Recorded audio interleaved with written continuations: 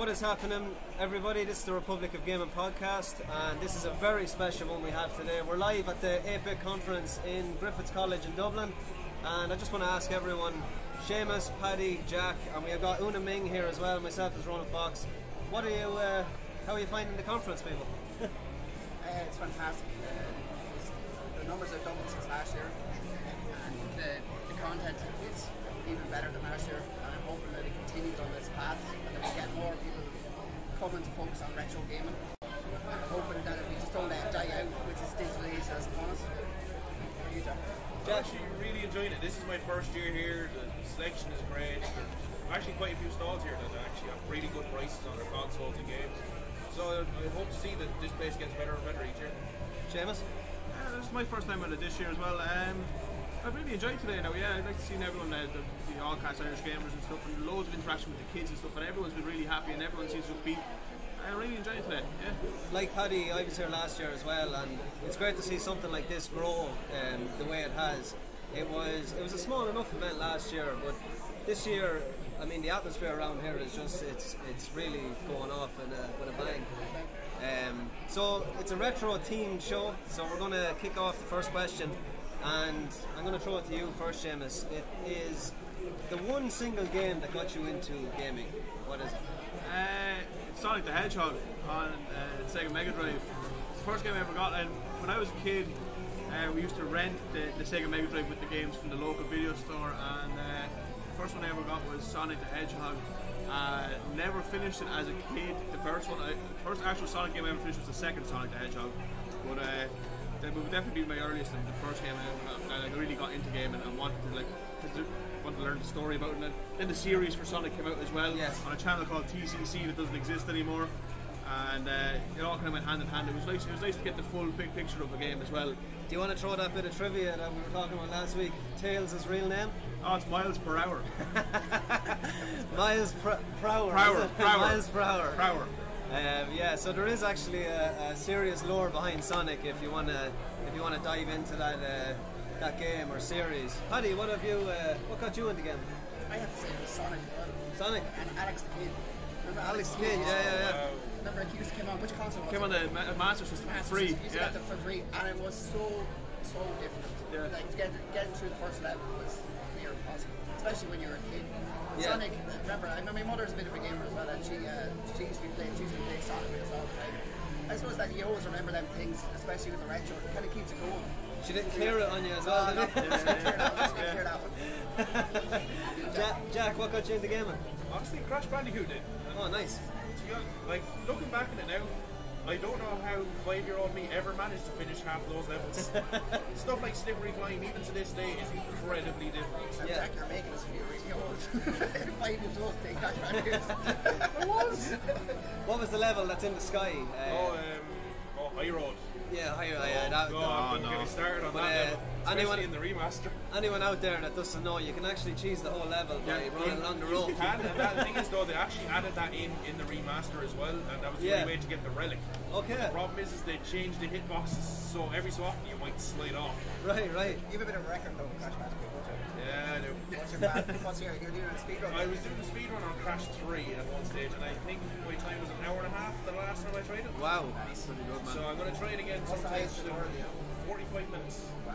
That's a And the thing is, impressive. they were doing this technique called hop sliding, where you're constantly sliding and spinning. You Right. never stop until it boosts you. Yeah, I wasn't doing that.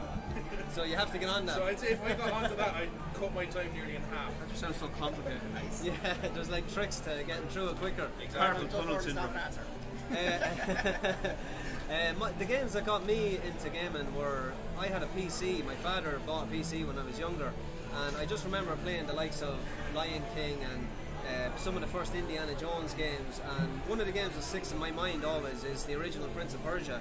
It was rock solid. Now I know there was a couple of versions of it, but I can't remember ever getting by the first level, I think, but I remember it was something that was ingrained in my head. Yeah, it came out definitely on later consoles, but I played on PC, so back then even I was using a keyboard to try and get through the levels, and it didn't make things easy on me then. So yeah, easier to use a keyboard or it really depends. For first-person shooters or first-person games, I'll use a keyboard and mouse. And for the likes of driving games or what else do I play on? So driving games and platform games, I'll use a controller on the PC. But yeah, definitely for first-person shooters, it's better to use a mouse and keyboard. Yeah, no, the mouse would be a bit easier to aim with because you've got more movement with it. Well, speaking of something that's a little bit more modern, Fortnite. If you see guys building on a keyboard and mouse, it's an awful lot quicker than if they're building on the controller. So there is an advantage there, but there's also the disadvantage of actually having to learn where the keys are, and the fact that there's so many keys in front of you, it can be a little bit. It can be a little bit confusing at first, but when you get used to it, there's nothing like using a mouse and keyboard.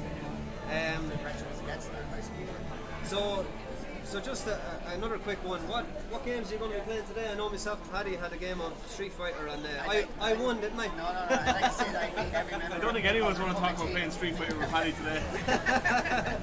But boys were playing Mario Kart, Street Fighter, and they didn't win. You got shame in the family. I did, but then again, it's the second time I've played the N64 Mario Kart, so... The second time? Yeah. You still make us feel old here, Jack.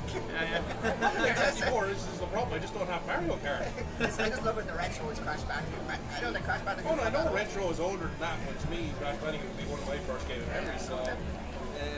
I don't know, is Dark Souls a retro game? I've seen it over on one of the consoles over there. I was only thinking that myself. I wouldn't really consider that retro just yet. It's really the Xbox 360. I wouldn't consider Maybe that. Demon Souls would be more than that. Demon Souls would be closer to retro than what Dark Souls. Seamus, what have you been playing today, or what are you? Everything. There's Mario All Stars and stuff over there. And I was actually playing. It was Gran Turismo over there. And do you remember actually the first time we ever played it? You had to go get the licenses and stuff. Yes, yes. There's no racing game with that level of depth anymore. Like you have to go and get licenses. You literally have to learn how to drive in the game to play the game. So that's where you were going on more to get your license. Yeah. It's hard to get people to get licenses in real life. I wonder about some people who do get it. But no, just to say, on the whole setup here, I mean, there's every system that you could imagine, retro style. There's so many systems from N64s to older Original consoles. Yeah, all original. And the great thing that I find about a conference like this is not just the crowd come in, but it's the age group of the crowd. I mean, you have kids there that are 10 years of age, and there's one guy I'd love to get over here on camera. He's got like blue hair and he's got the Sonic t-shirt on, and he's it's amazing how retro can pass through generations and still be passed on to the kids of today. And I think we were talking a little about it earlier on the panel, where how would it ever die off? And I personally don't think it will, because when you see parents handing down to their kids the games that they played and the kids enjoying them just as much, I think it speaks volumes for retro gaming in general. I just don't think it's hard to get the kids into it. As soon as the kids get a shot at it, they love it. Yeah. The simplicity of the games, they have to get into like Mario, they're jumping around, they love it. It's side scrolling and getting through the whole thing. It's not as technical as these days. No. I think it's a bit different now as well. Like, as parents now, like our generation and stuff, we buy games for ourselves, and our kids are going to play later. But when we were growing up, like our parents had no interest in it whatsoever. Like, you know what I mean? And you were hogging the TV on them and stuff. They couldn't watch Fair City. Like, My father's saying, well, that console's going to break the TV. It's made for the TV. Yeah. My father was a big Crash fan. Massive Crash fan, and I still remember one night when I went to bed, I think I'd only beat the second boss of Crash 3. Came down the next morning, he was fighting Vortex. Parents do that to each other. Yeah, everyone seems to have one a story. save at a time, boys. One save at a time. Everyone has a the only one I story. remember is going on. Those who do it, Your brother did it to me on Fable too. my brother does it all the games.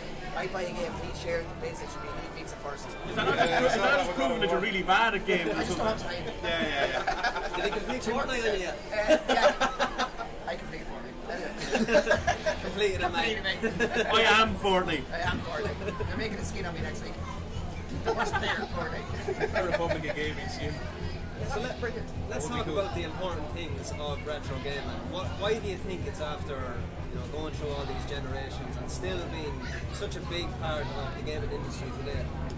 Just a couple of topics that you want to hit on. I think a big thing is that like the big staple characters like Mario and Sonic have come along in the last 30 years and are still a staple in games. So like Zelda and Mario and Sonic, they're kind of holding the retro side of it and the current side of consoles. Yeah. So everything we grew up playing, like if you're talking about them, they're still valid now. Like that 10-year-old kid you're talking about, he knows some trivia about Sonic. Like I know, yeah, he was asking me about like. I'm like, yeah, no, what? You're nearly afraid to answer. He was getting very antsy. You better know. You couldn't answer these questions in case you were wrong. He corrected you, like. What is the the cosplayers, the awesome universe. Broadcast have come on for guest slot on the show. Minion in the background there. Minion in the background. I hope you can still hear us through the noise, but we keep it going anyway. I think it's very important that we keep going with the showing our children and children's children the Marios and the Sonics and even the Crash Bandicoots. To show them the storyline games are the best games to me, I think, and that's the way it should be. The multiplayer-based games are great, but they won't be around forever. Whereas like digital games and all that. But what else, Jack? A lot of the older games are kind of what were stepping stones for new games. A lot of stuff that was used in older games, like some storylines, some characters, are still used today. Definitely. Again, like on the last podcast, we were all talking about different things that were in older games that have evolved gaming as we know these days. So there's always going to be something there with them. Yeah, it's been mentioned a couple of times today, but I always find Ocarina of Time was a staple of game evolution on, you know, Would you say it's timeless? Yeah, well, you can. Our first point of the show. I see how you linked that one in there. Oh, we are killing it up in here live. The next 20 minutes just puns. I have information to make. I've never played Ocarina of Time. What? Well, I'll be honest with you here, it actually holds up very well. I've heard that. Yeah, it's ridiculously well. I mean, when you go out into Hyrule Field, I got that one wrong the last day, but when you go out into that field and you can see the sunset and the moon coming up, it's still revolutionary now. Like, you can see in games, even the new Breath of the Wild is very similar in style, and the mechanics used, like, I mean, the fighting mechanics are okay in Ocarina of Time, but they're advanced in a way that they still pay homage to the original game. They're kind of polished. Yeah, they were polished up, but they're very similar, and I like that, and I think it shows. I mean, I hate bringing this up when Una Ming is here, but Dark Souls is Dark Souls counter number one. Takes a lot of influence from Zelda, I believe, with the lock-on system and a lot of other aspects. But no, that's the great thing about retro gaming. The artwork is last forever. The artwork. You just go back to it. You can see Play it anytime you want. It's brilliant. even some new art off older games, and it's like people are still getting Nostalgia. not nostalgia too, but I can't even think of the word off the top of my head. You can be in awe of any artwork from any game.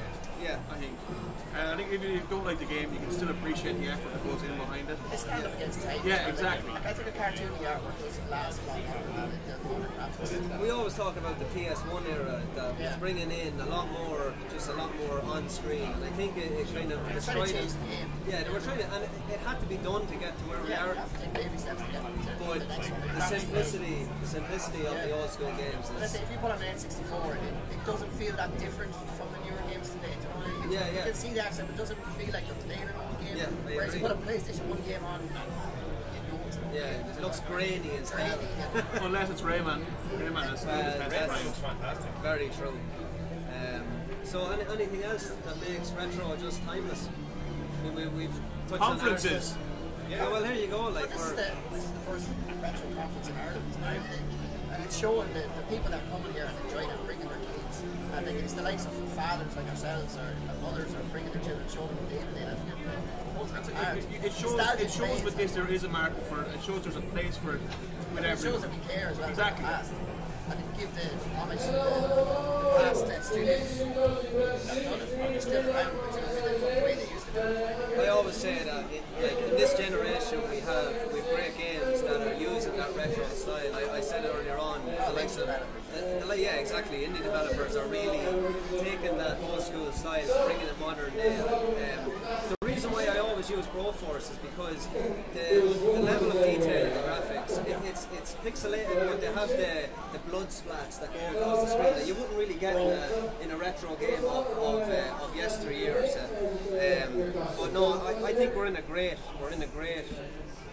time where we do have retro in the modern day.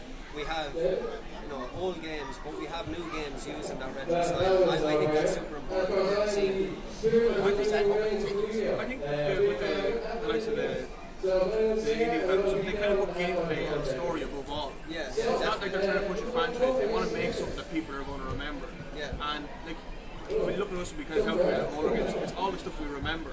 So they kind of want the kids around now to have something that's nostalgic to them. No one's going to remember Modern Warfare or Black Ops 2 or anything like that. Yeah, there was Call of Duty. Nuketown, exactly. But you're not going to remember, that mission's from that game. I couldn't remember a storyline from that game. The only game in any kind of first-person shooter that I can actually remember the story is Medal of Honor Frontline. When you come in on the dock at the start, and that was class. That's why that new Call of Duty as well. The first thing to do is go on get on the beach. Yeah, exactly. nice. One thing I would say about the indie games is you were saying most people will only remember a good game. One that I want to say that has a very toxic fan base, but was very good, was Undertale. It has the older 8-bit style, and it was a phenomenal game. And people remember it because it was a good game, but they'll also remember it because of its fan base. Yeah, that's true.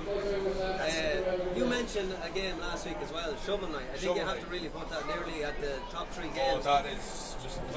I never played it before this year, and a friend of mine brought it over on the Switch, and I said, I've heard good things, I'll give it a shot. I fell in love instantly. I think the reason why people don't give it a go first time is they see the graphics and they think, it's one of those games, but when you actually start playing Shovel Knight, you see that there's so much depth there, and the mechanics are just excellent. Like, they're so smooth. There's a nice little touch, and I will say that was in it that I noticed as you're going through the game, you're trying to get to the final tower. Yeah. And throughout the game, you see the tower at the back of every level, but it gets bigger and bigger as you go through the levels. So it's just like you're finishing your story by getting closer. It makes you feel like you're on that adventure. I love Shovel Knight. I think it is one of the games of the generation. And the fact that it was so well received really shows again how popular retro game it is. It really does. So if you want to, we'll go on to the topic of the show, and that is the past, present, and future of games and the gaming industry. And basically, I want to really talk about. Maybe we've touched on a lot of the topics so far, but maybe where do you guys see retro gaming in, let's say, 10 years from now? Paddy? I'd say that collectors are going to keep the retro scene alive. Yeah. A lot, as I said before, I think a lot of stuff's going to go digital, and it's going to be like holding on to the physical stuff now. You're going to be collecting. Hopefully, people keep collecting the retro stuff, keep it around, don't be throwing it out. That's what we used to do. Yeah. Like getting the PlayStation 1 boxes and then taking all the discs out and putting them into a cabinet. I think everybody done that. Yeah. Into the sleeves. I think everyone needs to hold on to the stuff they have and keep it around and show it to your kids, show it to your grandkids. Like keep the collections around. Like Jack is a big collector himself, and like he has lovely stuff. And you see it here today. All the vendors, all the stuff they have, and some of the stuff is absolutely immaculate. And you're wondering how they keep it this long. Yeah. But it's people like them that we're gonna have the retro stuff around. And we're playing. Like Mario's gonna last for to me. I think it's gonna last forever. And they're gonna keep bringing out the same thing. Everyone's gonna keep playing. Like they bring it out, but they change it, which is great. Yeah. Mario 64. Like how cool is that game? Like if you try to get that game today, how much would it cost for DLCs? Yeah. Seriously. Yeah. Jack? Probably pay more on DLC just for the other than the game itself. But I was just thinking, you're thinking about 20 years time. You think when games come out this year, like the staple games, you think of God of War, which is like a lot of people's favourite game this year. Like that, in 20 years time, that will be considered like an ancient game that like no one will play and only certain people will appreciate it. Yeah. That should definitely become retro. But that's what I'm saying. That's the future of retro games, is what we're playing now. Who was it that said that think that one player games are dead? Someone said that. Oh, that was the Sony hit. Was it? Yeah, well, it was convoluted, but EA mentioned something because of the Star Wars game that was going to be released. What was the developer? They did Dead Space. Someone help me out here. Dead Space developer, Visceral Games. They were shut down because of EA gave them the Star Wars rights to make a game, and they thought there was not going to be enough market to release that game, so they shut that studio down. And a lot of people kind of went against EA on that that comment, but look, it's EA shoot themselves in the foot and stuff like this. yeah, but it's easy to see that single players are here to stay. When you release a game like Seamus said, God of War, and it gets 10 out of 10 across the board, you don't get a 10 out of 10 game with a multiplayer game. Definitely not. And You there's get- a good reason. It's a lot of it's aimed at the mainstream. People are just, as you call it, to take away gaming, or what do you call it? Junk food Junk gaming. food gaming, that's the way Kent to- will be glad I got that one. Takeaway game. Take away, well, that's a new one. Yeah, that's a good one. Yeah, we call junk food gaming like games that like Destiny and Diablo, games that you can just stick on, leave your brain at the front door and just Yeah, that's it. just play. Just play. You could put maybe Fortnite into that as well, but Fortnite is a little bit more skill. But yeah, it's a really interesting time, Jack. Honestly, I have to agree with Paddy here. It's a case of you see so much stuff here and it's in immaculate condition. That's all going to be kept for years to come. But again, we're already going into the digital age in this present. Yeah. Like there is games being released physically, but a lot of them are being released digitally. There's a lot of games you can't get physically. You have to get digital. And when they do get released physically, their prices are ridiculous. So crazy. as Paddy said, in the future it will all go digital. But anybody who's going to play physical now will keep the physical. And that's exactly what happens to that. So that's what I hope anyway, because I've got a couple of games at home that Yeah, but I think anyone that is buying physical in this day and age is a collector or does want that physical, the feeling of going in and buying something in the store. Personally, I'm gone digital, but I wouldn't even mind buying a retro game digital, if you get me. And I think that also opens up the preservation of video games, that we can get this game digitally. We don't have to go onto eBay and say hunt down, an old NES game. 50 or 60 quid. Exactly, yeah. Digitally for a tenner. Yeah. Yeah, like some expensive retro games out there that's hard to get your hands on. Name a few expensive ones while we're on the topic. There was a Ghost box that's 75 quid, which is pretty expensive for a retro game. Okay. And then you go back to, like if you go back to the part ET box, you're talking 70 quid, that game is absolutely horrendously They have a couple of versions upstairs, don't they? Yeah, they do. Downstairs. Downstairs. Right. That'd be something perfect to have as a collector. At a collector's level, like as long as everything has to be boxed. Yeah. You get something boxed, it doubles the value. And it has to be good condition boxed, not yellowing. If you want to know how to done yellow something, hit me up. Yeah. Paddy will do a YouTube How do video. you do send it to me. it? I'll show you how to do it. But How did it turn yellow? sunlight, they added something in for like a fireproof. Right. And over time, when it's sitting in the sun, the chemical turns yellow. And so it happens. You don't want to let out the big secret live on the podcast, no? I'm doing that. There's a bit of science for you on the Republic of Gaming podcast. Saying retro's expensive, you look even looking back at some PS2 games, they are ridiculously priced. PS2 games. Yeah, the biggest one being Root of Rose. Oh, yeah, really. That's €150. Like it goes That's on. sealed. Wouldn't you know Jack has it? Sealed as a grand. Do you have it? Yes, I do. Nice. I managed to just work my way up the money to get it in through other sales. So I was like, yeah, no, I might pick up a copy of that. I'm a collector. My claim to the retro scene is I have every copy of Grand Theft Auto sealed. Oh, nice. That's Nice. impressive. That's is my very claim to impressive. it. What about you? I just have loads of consoles. What's your most expensive console? I don't know. I actually wouldn't. I don't even know PS4. the Yeah. The PS4 Pro. PS4. Yeah. That's definitely the most expensive one. What consoles do you have? Name out a few. An Atari 2600, Nice. a Master System, a Mega Drive, an N64, a handheld called the Gamecom, Game Boys. I have a Game Gear. I have It's still working. which Game Gear. I have to get the capacitors changed. Yeah. Science. Yeah, more science. More science. Tune in Soldering. next week. I've loads. I can't even. I don't even know. There's definitely more than there's Do you have them on N64. display or do you have them away in the cupboard somewhere? Oh, for the moment they're away. Now let's go to IKEA, get some shelving, and drill a few holes and put a few lights in and make it look nice. It'll all start to yellow then, Deadly. So, Paddy, do you want to name out maybe a few vendors and what they're kind of selling? We'll just kind of look around the room here if you want to. So, what are they beside us? Fortnite. So we got T-shirt printing company. so a t-shirt Game printing Gear. company. Did it get a name yet? No? Game Gear. Game Gear. Game Gear. Okay, so we got, Gamer gear. Gamer Gear, sorry. okay, we got Gamer Gear beside us. There's also Rewind Retro Replay over in the corner, Yeah, it's a and they brand. have a fantastic selection of games. Did it have a Facebook or a? They do. It's Rewind. Yeah. Ray shared it on Facebook group there yesterday. Perfect. So check out Rewind on. You can grab it on the Republic of Gaming. He's actually a member of the company. Oh, nice. Mark or something? James. James Martin.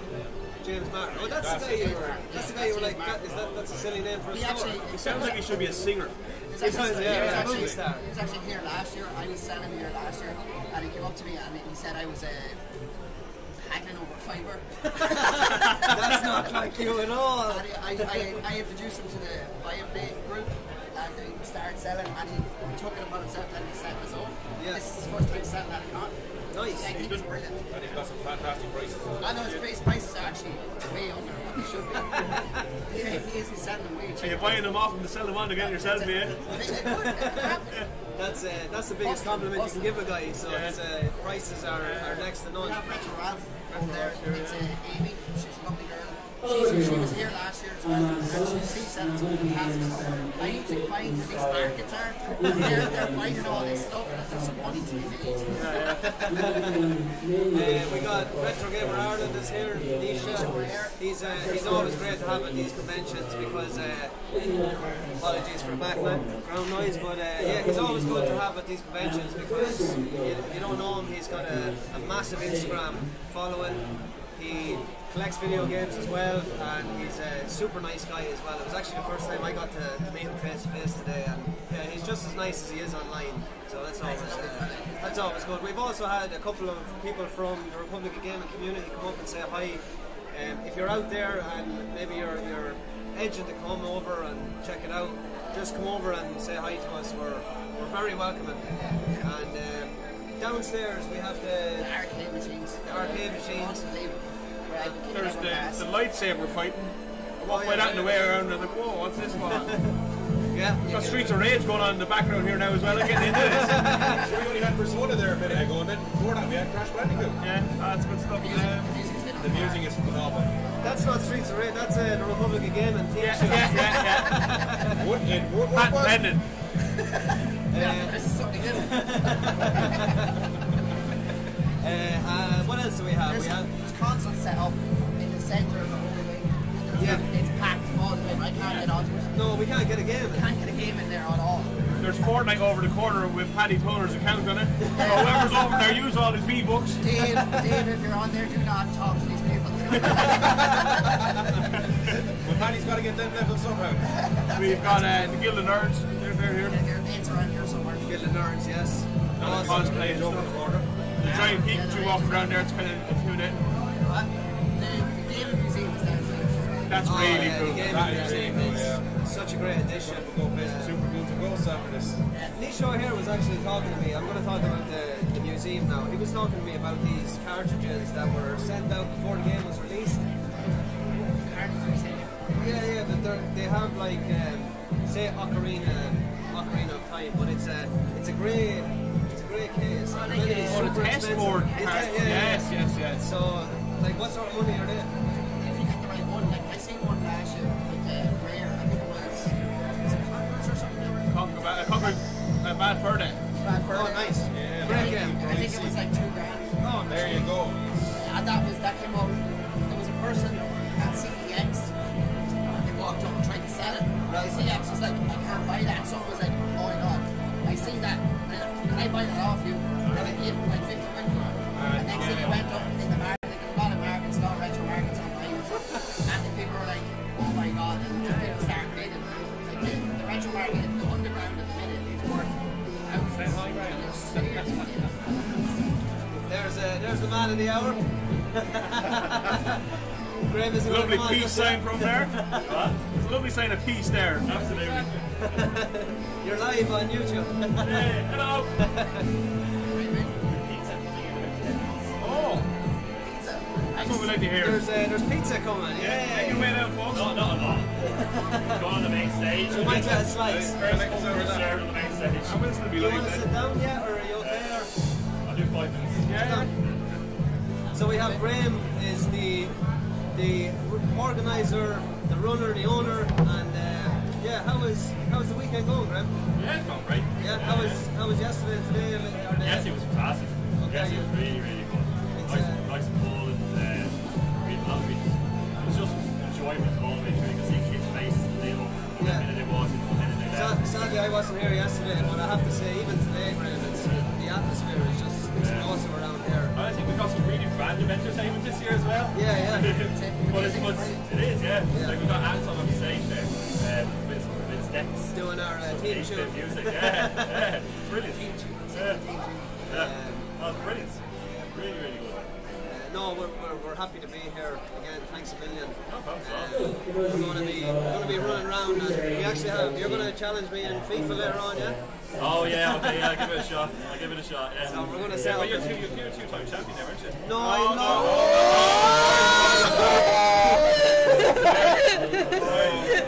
it's going to go in the.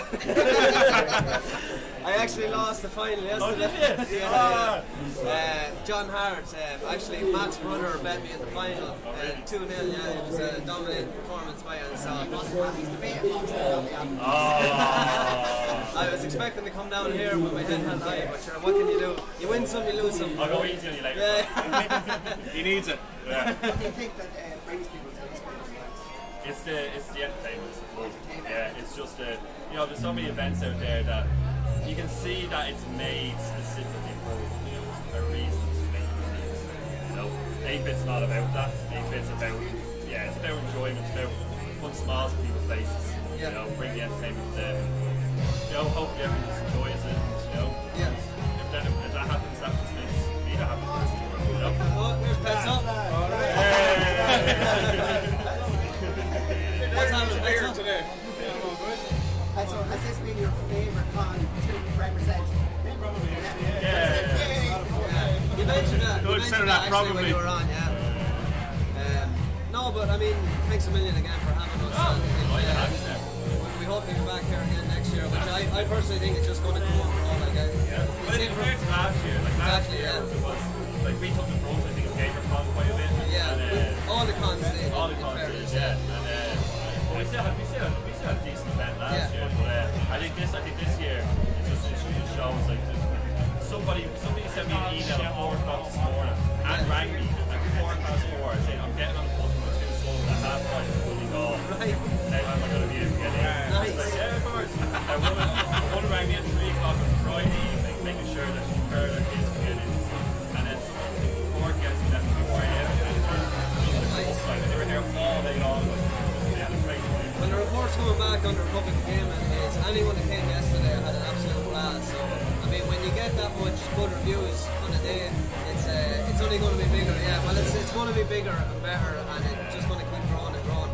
So congratulations on a great event. So you want to go to community and? Yeah, sure, absolutely. Thanks a million, Graham. Thank you very much. Thanks, guys. Enjoy. See you later. Ketso, you want to jump in? One in, one out.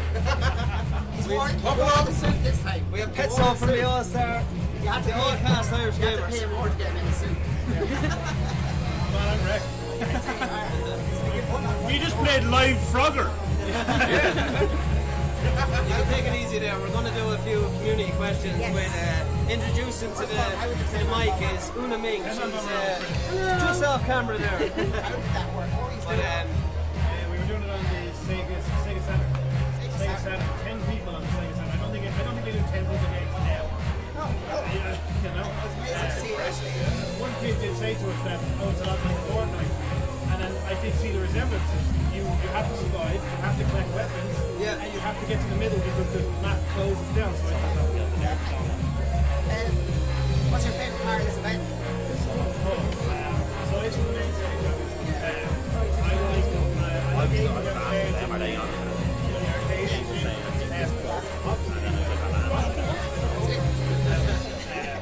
But yeah, I think Aiden downstairs, the museum is amazing, and constantly they're looking helpful and getting like giving us a Sega Saturn. We have the Cube, GameCube. We had it, the GameCube for Mario Kart given us as well. So Mario Kart's very popular. And Fortnite, I know it's not retro, but Fortnite is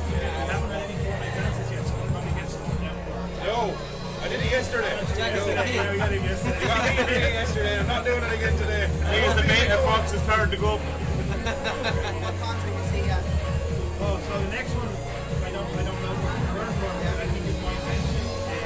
This one is for Ireland, so we're moving out like a learning or that. And then we have game rental, and then We hope we'll be joining you at a few of them. So you're always welcome to come on at any time on the podcast. It's nice to be on it. See you. Yeah. This is the second time in the past year. First night for the second Yeah, we're going to go into community sections. So you're more than welcome to stay. Cool, right, so we have a little comments, facts, things like that. Just on your Dark Souls fact earlier, right? Interesting enough, you do the comparison between Dark Souls and Zelda. Dark Souls creator, Miyazaki, has said that he feels deeply unworthy of comparisons between the Dark Souls series and Zelda. He said he previously discussed his reverence for Zelda series and he believes that Dark Souls is a completely different game, making the comparison somewhat inappropriate. So he's not even happy with the comparison. Sorry, Miyazaki. Sorry. He's a bit rude, isn't he? He'll just put you down in your sleep now tonight.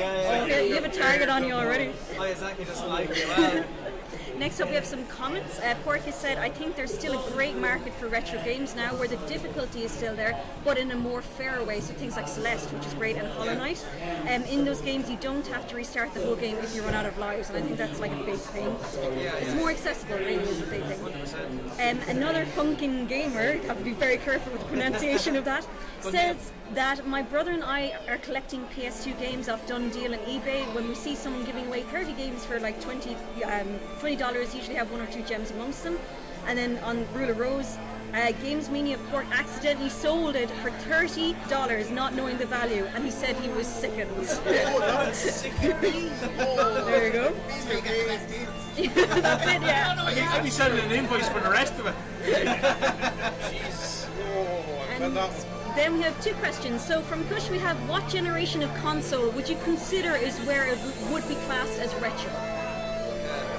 James, do you want to take this one first? I'd say the original Xbox and PS2 down. I'd say that's where we put the line. Yeah. Anything else after that kind of enters the HDMI era and stuff like that. Which could, When does it become retro? Like when it's 10 years old or when it's... I think when it starts to come to a stage where the games and stuff themselves start to become kind of rare and kind of everyone gets more of a newer kind of value to it, and you can kind of show it to someone and they will never seen it. I think that's when it becomes retro. I think it's more to do with that when you play a game and you get that nostalgia feeling. I think PS2, I can agree with that. It's the one that if I put on a PS2 game, I do get that sense of nostalgia. Soon it's going to be PS3 and on, like we've talked about before, is we're in a world where the generations are so quick at this time, and I mean in 5 years' time is the PS4 going to be classed as retro? Probably. Paddy? If we go into a digital age, how are we going to value games? Another way we value games are the rarity now. If they're so easy to get, what's the value in the top 10? Like if you've got a war there in 20 years, it's going to be worth $5 because there's so many around. This is the question. One, I think PS2 is I think it's rarer. I think with releases like that, like God of War and stuff, it wouldn't be so much the game that we worth of, but the stuff that comes with it, like the consoles and the controllers and stuff based around it. That's where you get your value out of buying those games. I know, but I mean, like if we go to digital age, say that game was just digital. Oh no, that's what I'm saying. I said there'd still be value in the actual franchise itself. I have to agree with you. I know I'm younger than the rest of you, and I started with PlayStation 1 and everything. But I do agree with you on the fact PS2 is, like the PS2 would be considered retro, beyond, and before that would be considered retro. See, because it has been what, 15 years nearly, 16 years since it was released? More than that, yeah, you're talking nearly 17, 18 years. Yeah, 2000, because that's around the time Final Fantasy X was first developed or released. Oh, it was unbelievable. It was so hard to get one, so they were flying out. But then again, there was a reason for that, because it was really good console. Yeah. Even to this day, you can still plug it in and play your PS1 and PS2 games. You don't need a PS1 to play your own PS2. I remember the original Xbox was all music you could put on. Yeah. That was the best part. That was class. Like a Spotify back then. Music with all many house parties to this day still have them. Yeah. say anything older than 15 years. 15 years. There to be retro Xbox, PlayStation 2. Yeah. They're all around 15 years now, and I think that's where it comes. It'd be very hard to call it PS3 retro again. In another year or two, I'd say you'll be able to say The generation for that was so long as well. Yeah. PS3 was going on for a very long time before PS4. So was it 7 or 8 years? So it's when that hits retro, there is a lot of games that go into the retro bracket.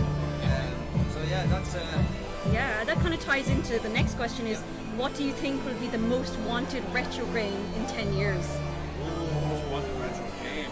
Yeah, it's a If it goes on the market, it would be something that was released without many copies coming out. So what's that game here?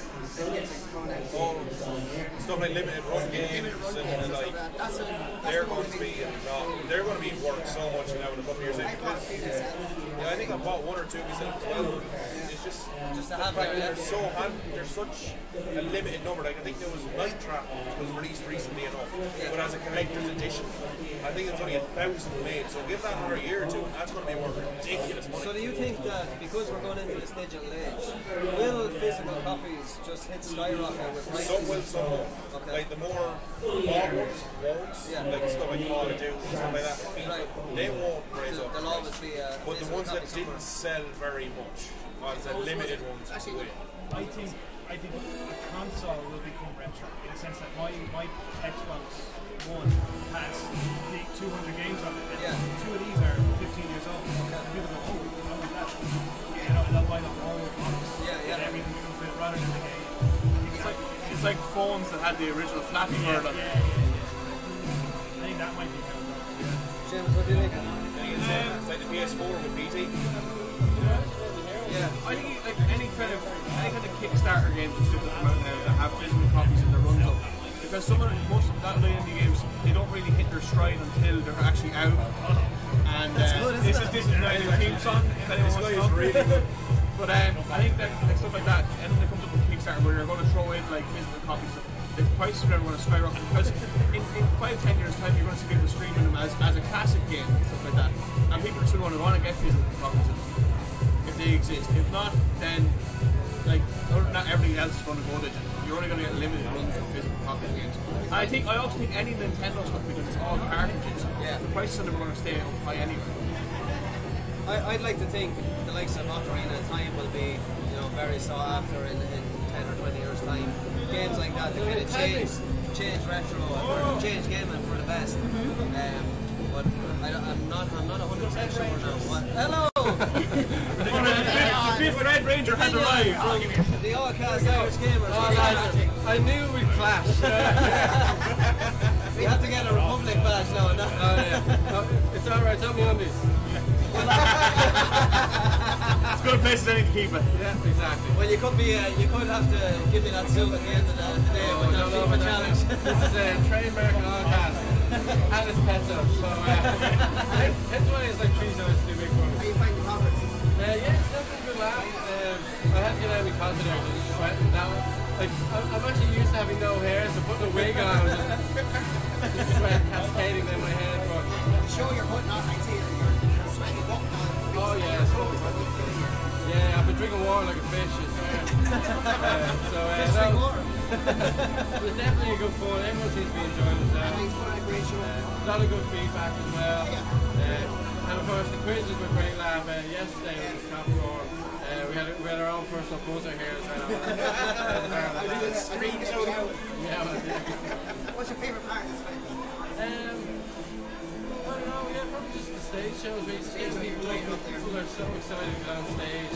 And so we're trying to incorporate that and try and get everyone up as we can. But obviously you don't have enough time for everybody. It's hard. It's hard. You do put a good big figure and try and get everyone as much as you can. We try our best. Try and keep an eye on that too. We're trying to come up twice. Like, I know you.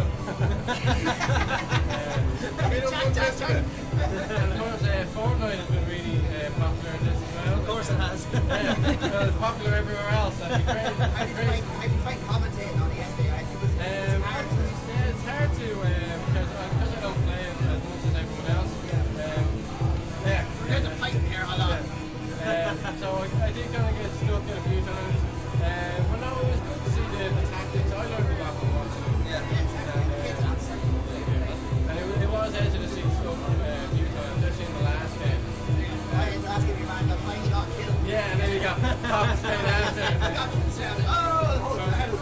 before him, it was just he turned the corner like a guy just came around the bush. It's like, oh damn it, he just panicked.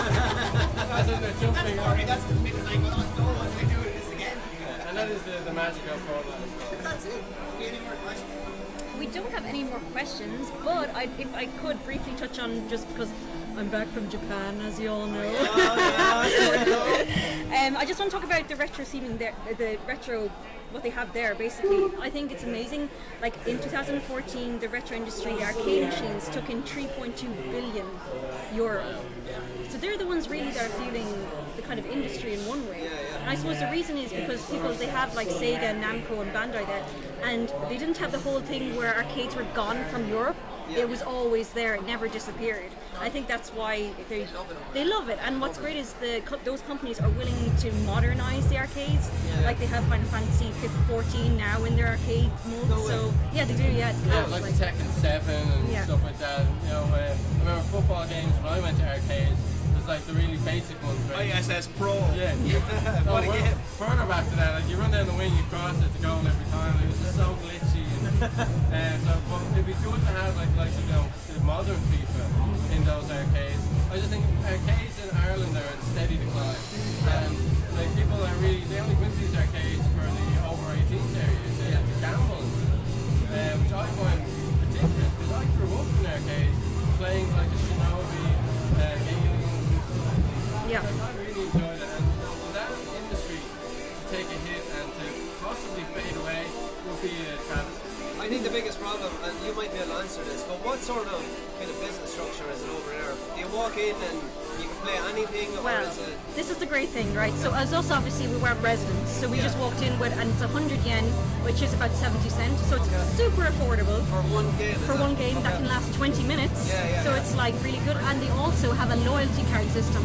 So if you want to keep going, you don't have to keep putting a change in. You just have this card, you I tap think that's it. the biggest problem here in Ireland is you're going in and you're paying for a game that you can go home and play. That's a lot of them these days. Yeah. That's a lot of money. That's So it. I think there is something that we can learn from the Oh, for Japanese sure. market, that you bring these modern games and people will go in and play them if the price is right.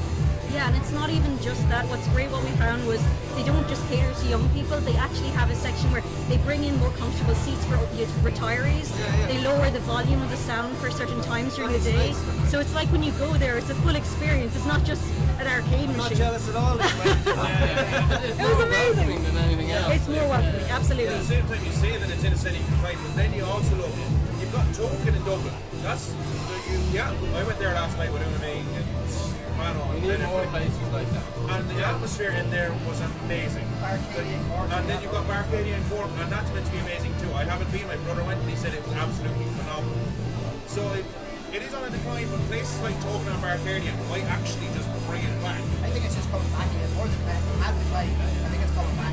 I hope so. Well, no, from my own experience, my local arcade has really declined, but I would like to see a revamp, you know, just like what Token have done, and Make a day out of it. offer something to them. Don't just get them in and say we want some money, play the game, and leave. We like that. There's definitely a market for it. That's the thing, there is a big market for it. It's just, are people willing to take the risk? Yeah. Exactly. The nostalgia and events like this, maybe you'll never time to do it. What about It's up to us, is that what you're saying? That's it. That's it. That is our community section complete. Anything else you want to say, Rowan? I just want to another big up to Graham, the guys from the Allcast. It's always great to have you on. And pleasure to work with these guys. Had a great time on the podcast there a couple of weeks back. Great fun. Definitely have to do that again. 100%. You're Big more special than thanks anyone. to our guest DJ. An awesome. Yeah, he's hopefully going to be doing our team tune for the podcast. Ah, nice. Yeah, so hopefully we'll grab him towards the end of the show. I listened to his stuff there yesterday, and it's just phenomenal. I think we should be on Celtic Throwdown next. Yeah, Celtic Throwdown I think is the next one. We're also going to be at Comic Con and possibly the Gamer Fest. Yeah, hopefully Gamer Fest. Norway. So they're all kind of big plans for the future, and I'm sure you guys will be at most of them. Oh yeah, well we're going to be hiding in your luggage. We're going wherever you go, we go. So we're going to do shout outs and we're going to get out of here and go and enjoy some retro games. So I want to make ladies first. Let's do this. Thank you very much. You can find me over on Twitch. I'm Unitex, Unitex. Thank you, Yana. I am the Minion from Podcast Irish Gamers. Check us out. We're on all sorts of social media, Facebook, Instagram. We're everywhere. You can't get rid of us. Check us out. Jack. I'm on Instagram, Twitch, and Twitter. You can find me on Twitter and Instagram at WaxSkills. I'm good going for spell it, but it's a bit awkward. And then if you want to find me on Twitch, it's the Platinum Jack. Platinum Jack. Thanks to the Republic of Gaming. Here we go. Thanks to Griffin College. Thanks to Graham, and you can find me at Paddy the Vegan, and that's it. For myself, it's just Maroxide on Twitter and Twitch. That's about it. Sweet. For myself, I am the Alpha Fox on Twitter and Steam. Everyone's calling me the Beta Fox because I lost the final, but it's the Alpha Fox. The Alpha Fox is the FIFA joke. If you're around 8-bit today, come over and try and beat me on FIFA. Minion's gonna. I'm first in the queue, hopefully. Yeah. We'll set it up now that we're finishing this up. Thanks to everyone in the Republic of Gaming community. Again, it's just growing and growing, and we're hoping that it'll be twice as big next year, if not 3 times. So, from Unaming, Minion, Jack, Paddy, Seamus, I'm Ronan Fox. This has been the Republic of Gaming podcast live at the 8-bit conference in Griffiths College, and we are out. Need to turn this off, isn't it? Yeah.